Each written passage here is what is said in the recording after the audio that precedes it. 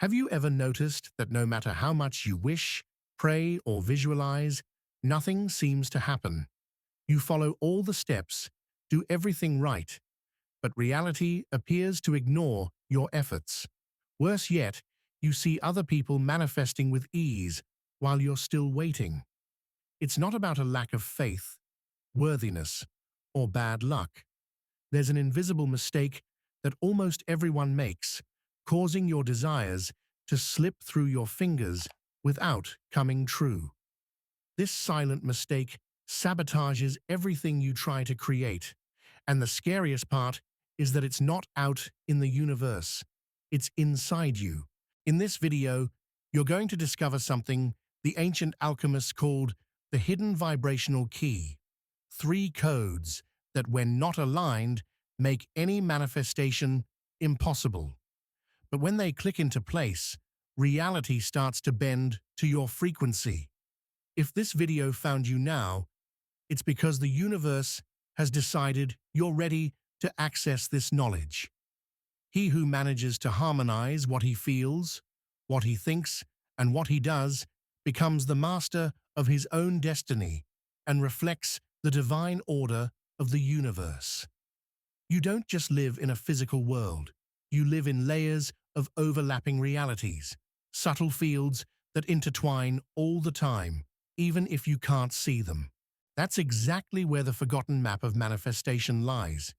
What you call reality doesn't start with what your eyes see. It starts way before that, before the thought, before the action, before matter forms. All true manifestation is born from the interaction between 3 distinct but interdependent planes: the spiritual plane, the mental plane, and the material plane. These 3 levels aren't metaphors, they're real structures that shape every aspect of your life from the inside out.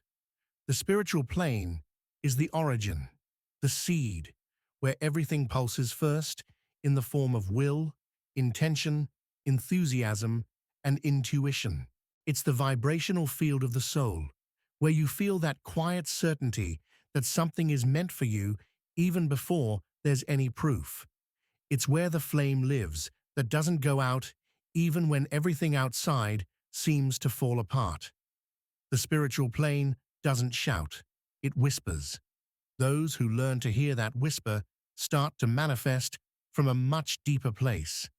The mental plane comes next. It's the translator, the space where spiritual impulses become images, ideas, reasoning, and visions of the future. This is where the thoughts that structure how reality will be perceived are born. Everything that passes through your mind creates form. The problem is that most people use this plane on autopilot, repeating thoughts that aren't theirs, feeding beliefs they inherited and never questioned. They believe this is conscious thinking, but it's not. Thinking clearly is choosing.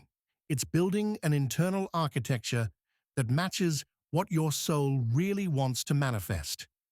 Without that, the mental plane turns into noise. The material plane is the ground where everything becomes gesture, word, and action. It's where vibration becomes form, touch becomes construction, and the idea becomes action. It's here that the universe responds to you. But without the previous planes, action is blind, and acting in a void leads to exhaustion. It's like trying to build a bridge without knowing where it leads. Matter alone has no direction. It only responds. That's why people who act a lot, but without clear intention and aligned thought, feel like they're always busy but never fulfilled. These 3 planes together form the sacred triangle of manifestation. When one of them is misaligned, the flow breaks. If you feel but don't think clearly, your energy gets lost. If you think but don't act, your creation doesn't anchor. If you act but don't feel the truth, your reality becomes hollow. It's within this triangle that true alchemy happens. It's not about magic, it's about vibrational physics applied to consciousness. It's about creating reality with precision. The most impressive part is that this structure isn't new. It was taught thousands of years ago in the Hermetic schools of Egypt, in Vedic tradition texts, and in Platonic philosophy. The principle of correspondence teaches that everything that exists in the higher planes is reflected in the lower planes. As above, so below. As within, so without. This is not poetry. It's a law. When you ignore a part of this triangle, you break that correspondence, and manifestation becomes fragmented, inconsistent, and fragile. Acting without thinking is moving in the dark. Thinking without feeling is building castles in the air. Feeling without acting is keeping a flame locked in a cave. You might have flashes of clarity and even experience moments of alignment. But if you don't consciously integrate all three planes, your reality will keep swinging between hope and frustration. The spiritual plane is the invisible starting point. Even though most people spend their whole lives trying to manifest only through thoughts and actions, the spiritual plane doesn't impose itself. It doesn't shout or demand proof. It simply vibrates. Those who haven't learned to perceive that silent vibration remain stuck in the logic of effort, trying to move mountains with their hands when they could be shifting entire realities with the right frequency. In the spiritual plane, nothing needs to be forced. Here, realities aren't built like blocks of concrete. They are recognized, because on this level, time isn't linear. Everything already is. Everything already exists. That which you long to experience, that which your soul deeply yearns for, already exists in this invisible field. It just hasn't manifested yet, because your other planes haven't come into resonance with it. This is where a mistake almost everyone makes comes in. The act of asking. Not asking with confidence, but asking with fear, with lack, with that feeling of emptiness that, in trying to be filled, ends up creating more scarcity. When you ask for something while feeling like you don't have it, what you're vibrating is absence. The universe, which doesn't understand words but does understand frequency, gives back exactly that absence. That's why so many sincere prayers don't bring results. Not because God didn't hear them, but because the vibration of the plea was actually a confirmation of lack. You were saying, I don't have it, I need it, I lack. And the spiritual plane responds precisely. You don't have, you need, you lack. Not as punishment, but through correspondence. The spiritual reality isn't emotional, it's precise. It mirrors what you vibrate, not what you say. That changes everything, because if you feel as if you already have what you desire, the spiritual plane responds with acceleration, expansion, and synchronicity. This isn't loose esoteric theory, it's a hermetic principle, like attracts like. This principle doesn't only work on the physical plane, it starts in the invisible, in the vibration of your inner state. That's why ancient masters insisted so much on the state of presence and full trust. It wasn't blind faith, it was silent knowing, a certainty that didn't need proof. When Jesus said, "Ask and you shall receive," he wasn't talking about begging with words. He was talking about vibrating with confidence, about assuming that what's yours already is, that what you seek already belongs to you in essence. That's why he said, "Your faith has healed you." It wasn't the act of prayer, it was the unshakable certainty behind it. But most people learn to ask with doubt, to kneel with fear, to pray with resentment, to speak to God like they're negotiating with an invisible tyrant. Then the spiritual plane stays closed, not as punishment, but because your vibration isn't a key, it's a block. What opens the doors to this plane is certainty, the genuine feeling that what you seek is already done. Because on this level, where time is not linear, the future is now. Manifestation is an anticipated memory.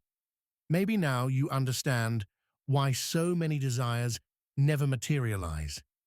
It's not because they're far away, it's because you keep them stuck in a field where the dominant frequency is doubt, anxiety, and comparison. When that happens, the spiritual plane remains silent. It waits for you to stop asking like someone who begs and start vibrating like someone who remembers. Because remembering is more powerful than desiring. Desire still carries the idea that something is distant, but remembering activates the awareness that something already exists. That's why so many wise people spoke of reconnecting with what is already yours. Because in this plane, you don't attract, you tune in, you don't conquer, you align. And here is the foundation of Hermeticism. The all is mind. The universe is mental. So if everything is mental, and if the universe responds to the vibration of a mind aligned with spirit, then to manifest is to think with the soul, to act with a mind that's vibrating with feeling, to become a co-creator. And this isn't just a nice idea anymore. It's a shift in posture. You stop being someone who begs and become someone who remembers, someone who knows, someone who sustains. And when that happens, reality starts to reorganize so precisely it feels like magic. But it's not magic. It's just you finally being whole. Because in the end, this was never about reaching something outside. It was about returning to what you always knew but had forgotten. Returning to the center where everything is coherent. Returning to the state of presence where there's no more distance between what you feel, what you think, and what you live. The great work begins there. True manifestation isn't about achieving something new. It's about remembering what already lives within you. Everything you desire deep down already belongs to you. It already exists in the subtle plane. It already vibrates in your essence. The alchemical process is exactly that. Transmuting what's raw into inner gold. Not material gold, but gold as consciousness, as a state of being. Spiritual alchemy doesn't transform the external world first. It transforms you. It takes confusion and reorganizes it into clarity. It takes fear and translates it into direction. It dissolves the ego that screams and reveals the essence that listens. And once that essence takes the place of the persona, everything begins to flow again. Life stops being a constant struggle, because when you're aligned, you no longer chase things, you magnetize them. And that magnetism isn't forced, it's silent. It doesn't make noise, but it moves worlds. You start to experience synchronicities that once seemed impossible. The right people show up, the right opportunities present themselves, the answers appear before the questions. Because now everything in you is speaking the same language. Everything in you is saying yes. But not just any yes. It's the yes of someone who's found themselves, someone who is whole, someone who no longer needs to prove anything to anyone, because they understand that the path isn't about speed, it's about truth. And when you live your truth with spirit guiding, mind focusing, and body doing, manifestation is no longer a technique. It becomes a reflection. True manifestation happens when your soul, your mind, and your body are all saying the same thing. And from that point on, the world responds.